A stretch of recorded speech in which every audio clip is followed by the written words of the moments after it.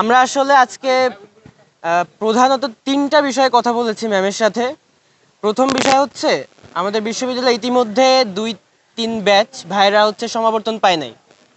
তো এই সুযোগে এই নভেম্বরের ভেতর ম্যামদেরকে আমরা অবগত করেছি যে একটা বিশেষ সমাবর্তন আয়োজনের মাধ্যমে আমাদের যারা যে ভাইরা সমাবর্তন পায়নি বিগত ব্যাচগুলা, তাদেরও প্রাণের দাবি এটা।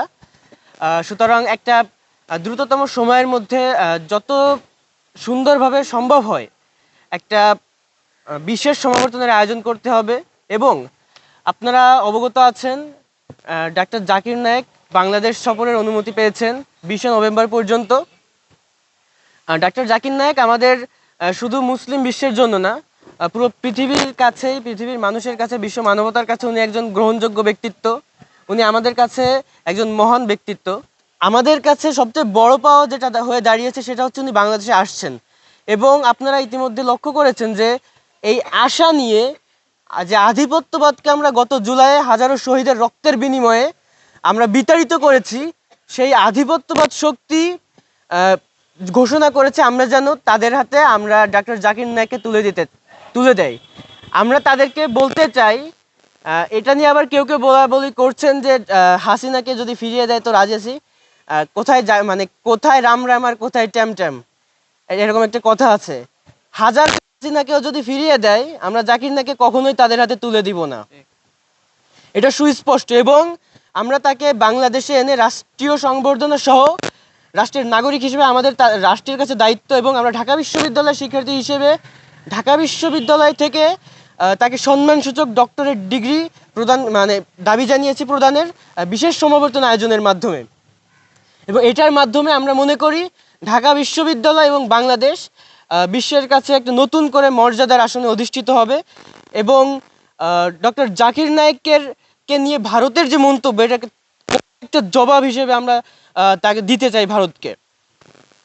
তো আরেকটা বিষয় যেটা আমরা ম্যামের সাথে আলোচনা করেছি সেটা হচ্ছে, আপনারা ইতিমধ্যে লক্ষ্য করেছেন যে বর্তমান সময়ে এসে যে নারীদের প্রতি, নারী শিক্ষার্থীদের প্রতি যে বুলিং করা হচ্ছে, হ্যারাসমেন্ট করা হচ্ছে ফিজিক্যালি বিভিন্ন জায়গাগুলোতে, বিশ্ববিদ্যালয়ে এগুলো ঢাকা বিশ্ববিদ্যালয়ের মতো জায়গাতে এগুলো হচ্ছে। এবং এর পাশাপাশি যে ধর্মীয় উস্কানিমূলক কথাবার্তার কিন্তু একটা ব্যাপক কী বল সমারোহ চলছে। এখানে বিশ্ববিদ্যালয়ের কিছু কিছু বিপদগামী শিক্ষার্থীও এটার সাথে জড়িত। সেই জায়গা কিন্তু শুধুমাত্র তারা যে জেনে বুঝে করছে বিষয়টা, যে না জেনে বুঝে করছে এরকম না, তারা জেনে বুঝে এই কাজগুলো করছে এবং তারা জানে যে এইটার রিয়াকশন এরকম হতে পারে। এগুলো খুবই উদ্দেশ্য পরিণোদিতভাবে বিশ্ববিদ্যালয়কে ফাংশনিং করতে না দেওয়ার জন্য, এটা আমরা বুঝি খুবই ভালোভাবে, এটা আমরা বিষয়ে অবগত আছি। তো এই বিষয়ে ম্যামদের সাথে কথা হয়েছে, আমরা দাবি জানিয়েছি এই যে নারী শিক্ষার্থীদের প্রতি যে বুলিং, হ্যারাসমেন্ট করা হচ্ছে এবং ধর্মীয় উস্কানিমূলক কথাবার্তা বলা হচ্ছে, এগুলোর বিষয়ে যদি আমরা র্যাপিড কোনো অ্যাকশনে যেতে না পারি, বিশ্ববিদ্যালয় প্রশাসন যদি কোনো র্যাপিড কোনো অ্যাকশনে যেতে না পারে, তাহলে কিন্তু এইগুলা দিনে দিনে বৃদ্ধি পেতে থাকবে, যার পরিণতি খুব একটা ভালো হবে না।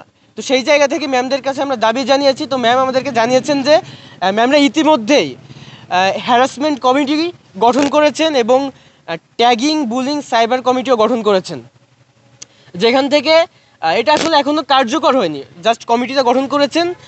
ম্যাম বলছেন যে এটা যখন কার্যকর হবে ইনশাল্লাহ আমরা এটা প্রতিরোধে খুব ভালোভাবে প্রতিরোধে সক্ষম হব।